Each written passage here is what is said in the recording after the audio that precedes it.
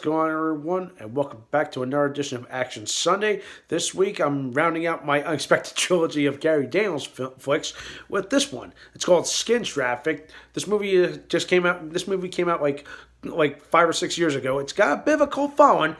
It also has quite possibly one of the most interesting ensemble casts I've ever seen for an action movie. Okay, besides having Gary Daniels, you also have Mickey Rourke, Eric Roberts, Michael Madsen, Darryl Hannah, Dominique Swain, and Jeff Fahey. I'm like, wow, that's like a pretty cool ensemble cast. It's an odd one, but it really works. And for those of you that have never heard of this movie, I'll give you guys the simplified plot. And of course, as the title goes, it's called Skin Traffik. If you haven't thought about it, it revolves around the most controversial subject of them all, as in human trafficking, sexual assault. It's everything. And of course, one of those controversial subjects that I'm going to say is right now is it must be stopped. Okay, it's inhumane, and it's just god awful. Okay, if you're listening to this in any part of the world, I think you all agree with me. Let's put an end to this stuff and this shit. Okay, but anyway, so that's one of the underlying plots. But the real plot surrounds over Gary Daniels' character Bradley, he's a hitman. Somehow, while on an assignment, he somehow uncovers this human trafficking ring. Not only that, he also sprouts from there and gets into a bit of a double cross, and there it gets just convoluted, crazy, a little confusion, but all around gritty, violent, and just all around dark. There's no other adjectives I can describe this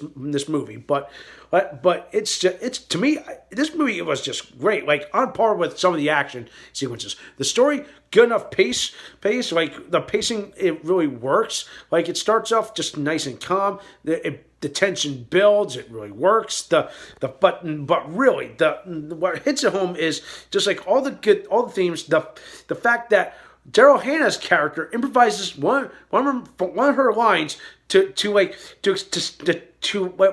hit home how much abuse she has dealt in the real life. It's like, oh shit, given it like real world, it's like now something that we can connect with. And it works, even though her character is just in the movie like as a minor character. But it's like you looking at her and you're like, yeah, this is pretty unique. It's like her words probably hit more than any of the other stuff that happens throughout this movie. Pardon me there. Let's see. What else? Let's see. Seeing Eric Roberts again is pretty cool. Eric plays Bradley's boss, supposedly. There's like a whole bunch that happens there. But the real interesting thing I found out about this is that this was filmed in like a couple different countries, not just in England. This was filmed in Amsterdam and Vancouver. I'm like, wow, this is all over. And like seriously, like the story is there.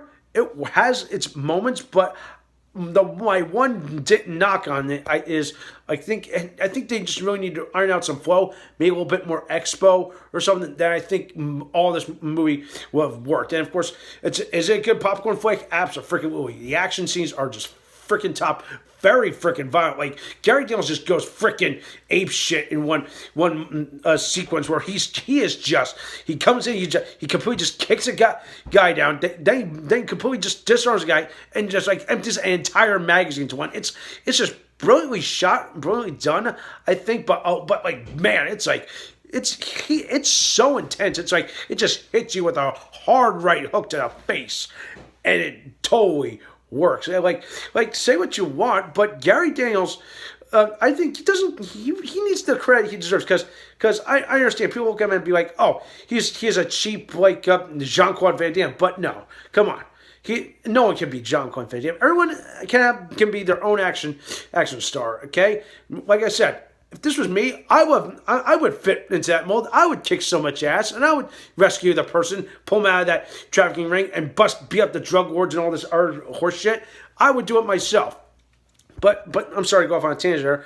But overall, this was a really fun and exciting movie. I found myself just enjoying myself at the end of it all, and it just made me just say, I would totally see a sequel in the works for this because it kind of leaves it open for something more. Like maybe we can see a little bit more of this feud between Browley's character and Mickey Rourke's character. I'm trying not to give too much of the other subplots of the movie away. It's like I said, there's like a whole lot going on. I think they would, if the story gave time to breathe, that way all of us would catch up and realize, okay, he's got to cope with this, he's got to cope with X, Y, or Z, and then it's like, okay, we got this arch done, but now we got to focus on something else. So it's like, yeah, it kind of pulled us in multiple directions. That was another thing that I think I would knock on this movie. But overall, it's a fine movie. I would definitely recommend it. If you've never seen this, give it a watch. It's available first stream on IMDb TV, so give it a watch. And with that in mind,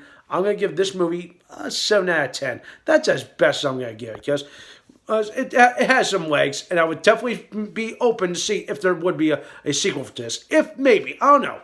All right? So that does it for this week. Give it a watch if you want to.